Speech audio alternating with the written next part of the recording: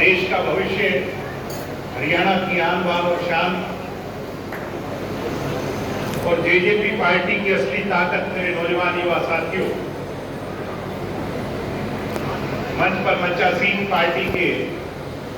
राष्ट्रीय महासचिव और निरंतर आप लोगों के बीच में रहकर पार्टी को मजबूत करने वाले डॉक्टर केसी भांगड़ जी, सादगी के प्रति हम सबको साथ लेकर के चलने वाले आपके जिला के अध्यक्ष पदम सिंह दैया जी, पूर्व में बड़ौदा हल्के से विधायक रहे आदरणीय रमेश खट्टर जी, गोहाना से विधानसभा के प्रत्याशी रहे कुलदीप मलिक जी, बड़ौदा हल्के के प्रत्याशी रहे आपके अपने भूपेंद्र मलिक जी, संघर्ष में डॉक्टर अजय सिंह जी के सच्चे सिपाही और दुष्यंत के साथी सुमित राणा जी, अशोक सरोहा जी, आदरणीय गोहाना के हल्के के अध्यक्ष रामचंद्र जी, सुरेंद्र मलिक जी, मेरे भाई सरखोदा हल्के से आपकी पार्टी के प्रत्याशी रहे और प्रत्याशी ना कहूं लगभग विधायक ही बन गए भाई, लोगों ने बहुत स्नेह जिन्हें दिया, भाई पवन खरखोदा जी, नरेंद्र गहलावत जी, हवा सिंह जी, और विशेष तौर पर जिनके लिए मैं कहना चाहूंगा वे नौजवान जिसने आज सारे कार्यक्रम को सुचारू रूप से, इतनी मुश्किलात है, कोरोना का समय है, आजकल तो छोटी सभाएं करना भी मुश्किल हो जाता है, मगर आप सबको यहां तक लाने वाले, आपको न्योता देने वाले, सुचारू रूप से शामिल होकर दुष्यंत की ताकत को दुगना करने वाले भाई नलिन हुड्डा जी और इनके सभी साथी, पार्टी के प्रत्येक निष्ठावान मेहनती कार्यकर्ता साथियों,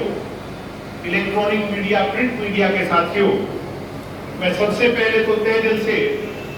भाई नलिन का, इनकी पूरी टीम का, जिन्हें पार्टी में शामिल होने का फैसला लिया, जेजेपी की ताकत को इस इलाके में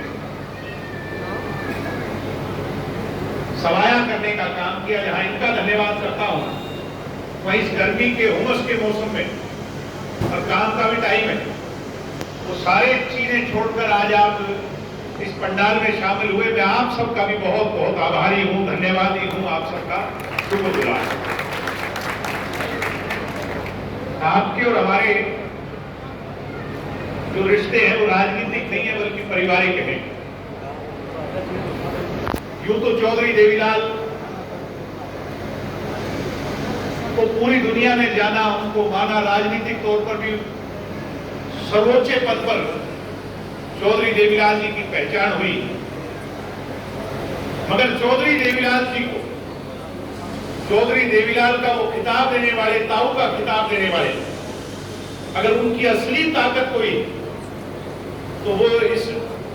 सोनीपत जिले के, रोहतक जिले के इस इलाके के लोग रहे, ये हम सब मानते हैं, जानते हैं। और उसके बाद चौटाला साहब रहे, मेरे पिताजी रहे, और मुझे भी आपके बीच में चुनाव लड़ने का मौका मिला, मैं भी कोई आपके लिए नया नहीं हूं, हमारे तो 4 पीढ़ी के नाते, और वो आज भी प्यार, आपका स्नेह जो है, चाहे नई पीढ़ी हो उसमें भी नजर आता है। हम आपके एहसान तो 7 पीढ़ी चुकता नहीं कर सकते, मेरे परिवार पर आपके इतने एहसान हैं, मगर ये वादा और विश्वास मैं आपको जरूर देता हूं, इस इलाके के लिए, इस चौधरी देवीलाल के अपने घर के लिए कभी कोई बात आएगी, कभी कोई विषय आएगा तो चौधरी देवीलाल का परिवार पहली पंक्ति में खड़ा नजर आएगा, ये वादा विश्वास आएगा। आप सब जानते हैं कि कितनी मुश्किलात पिछले 15 वर्षों में इस जेजेपी के लोग, पुरानी लोकदल के लोग, हम कार्यकर्ताओं ने सही इस पूरे इलाके में जब चौधरी भूपेंद्र हुड्डा का राज बढ़ा तो एक एक लोकदल के कार्यकर्ता पर इतने जुल्म हुए जिसकी जितनी बताओ उतनी कम। मगर चौधरी देवीलाल का सिपाही, जो सच्चा सिपाही, उसने वो सारे संकट सह करके, सारी मुश्किलात सह करके पार्टी को कभी कमजोर नहीं पड़ने दी। और उसके बावजूद लोग ये कहा करते थे कि इस पार्टी का कोई भविष्य नहीं होगा। हालांकि गोहाना की रैली हुई, उसके बाद जब दो पार्टियां बन गई तो लोग ये कहते थे कि ये खुद वाली सीट भी जीत जाए तो बहुत बड़ी बात होगी। लोकसभा के चुनाव में जब मेरे को आपके बीच में उतरने का अवसर मिला, तब अपनी पार्टी के पूरे हरियाणा में सिर्फ 6% वोट आए थे और विरोधियों के मुंह पर एक ही बात थी, नहीं इसका कोई भविष्य नहीं। मगर ये आपका हौसला, आपकी मेहनत और चौधरी देवीलाल जी की उस विचारधारा के प्रति आपका विश्वास था कि उस 6% वोट को आपने जहां 17-18% वोट में तब्दील करने का काम किया, वहीं हरियाणा में एक नई नवेली पार्टी को शायद इतिहास में पहली बार हुआ होगा कि 6 महीने में 10 सीटें जिता करके भेजने। आज मैं ये बात इसलिए कह रहा हूं क्योंकि जब 10 सीट आपकी पार्टी जीती थी तो दो चुनौतियां थी कि या तो कांग्रेस के साथ जाओ या बीजेपी के साथ जाओ। और बहुत से लोग ये कह रहे थे कि बीजेपी के विरोध में तुम्हें चुना है तो तुम्हें कांग्रेस के साथ जाना चाहिए। दुष्यंत जी ने खुले दिल से एक बात कही थी दिल्ली में प्रेस कॉन्फ्रेंस कर करके कि कांग्रेस भी हमारी विरोधी है, फिर बीजेपी के भी विरोध में लड़े, हम तो जनता के हित में लड़े। हमारी ये 5-7 बड़ी मांगे हैं, चाहे पेंशन की हो, चाहे किसानों की हो, चाहे मजदूरों की हो। इन 5-7 बातों को जो मानेगा हम तो उसके साथ जाएंगे। यही बात कही थी कि नहीं कही? और उस बात पर जहां कांग्रेस के 31 विधायक थे, अपने 10 जोड़ लेते तो कांग्रेस के साथ मिलकर के राज बनता नहीं। प्रदेश को एक मजबूत सरकार देने के लिए वैकल्पिक तौर पर सही फैसला दुष्यंत जी ने लिया और बीजेपी के साथ मिलकर के एक मजबूत सरकार देने का काम किया। मैं ये कहता हूं कि आपकी जो मेहनत, आपका जो संघर्ष, इतना लंबा संघर्ष, पीढ़ी दर पीढ़ी का संघर्ष जो था, तो ये तो नहीं कहता कि हमारा लक्ष्य सिर्फ एक उप मुख्यमंत्री की कुर्सी थी, मगर आज के हालात में जो फैसला लिया वो लोगों को सोच करके लिया। आज बहुत से लोग हमें कह देते हैं तुम तो बीजेपी के साथ चले गए। मैं आपको ये वादा और विश्वास देना चाहता हूं आज गोहाना की धरती पर कि सबसे बड़ा मुद्दा था हमारी पेंशन का। मेरे बूढ़े बुजुर्ग आज मेरी बात सुन रहे होंगे, कुछ लोग कहते हैं 250 बढ़ाई। मैं आपसे कहना चाहता हूं अगर इस राज्य में हम हिस्सेदार ना होकर के 45-46 सीट दुष्यंत की अकेले की होती तो हमें दूसरी बार सोचने का शायद आपको हम अवसर नहीं देते। पहली कलम से चौधरी देवीलाल जी की गाढ़ कलम उठाकर दुष्यंत उसको पहली कलम से 5100 करने का काम करता। अगर आज भी मैं आपको वादा देता हूं कि कांग्रेसी तो हमारा विरोध करेंगे, उनका काम है विचारों का, मगर 5वें साल में हरियाणा प्रदेश में बूढ़ा और बूढ़ी की पेंशन दुष्यंत 5100 करवा करके रहेगा। आज आपको कहना ऐसे ही पीछे आपकी गेहूं की खरीद का मामला हो, विरोधियों ने बहुत विरोध किया। 400 मंडी हुआ करती हरियाणा में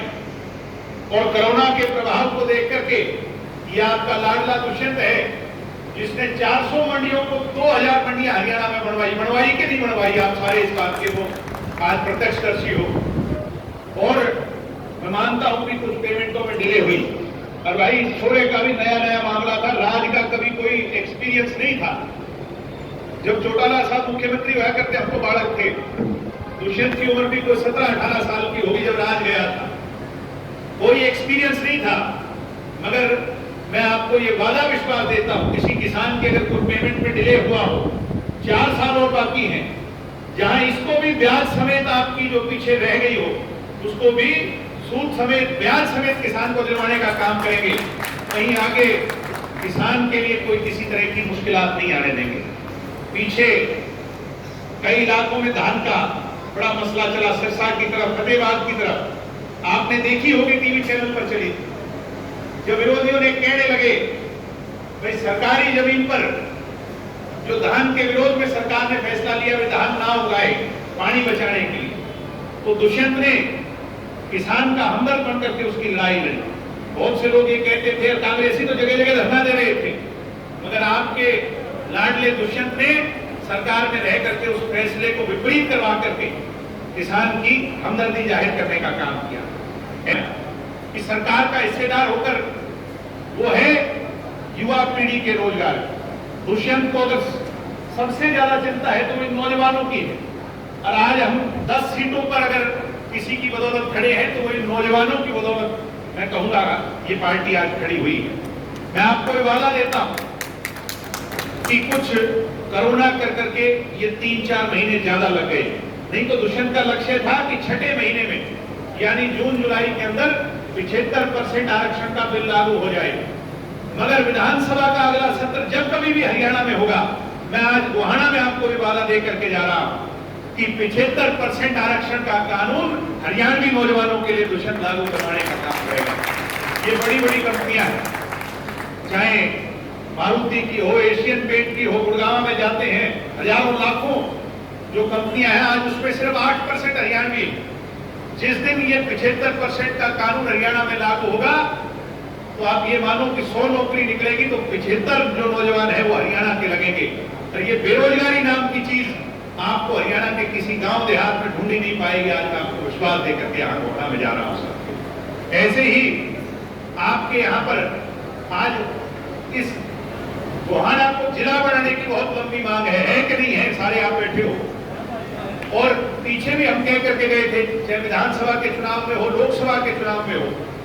और हमने तो यहाँ जिला बनाओ रैलियां भी बहुत की, तो इसमें जिला बनना चाहिए गोहाना। ये जनगणना को लेकर के जो अभी चल रहा है आपको संज्ञान में होगा, और पीछे डीसी साहब की भी जो रिपोर्ट मांगी है सरकार ने, मैं आपको ये वादा विश्वास देता हूं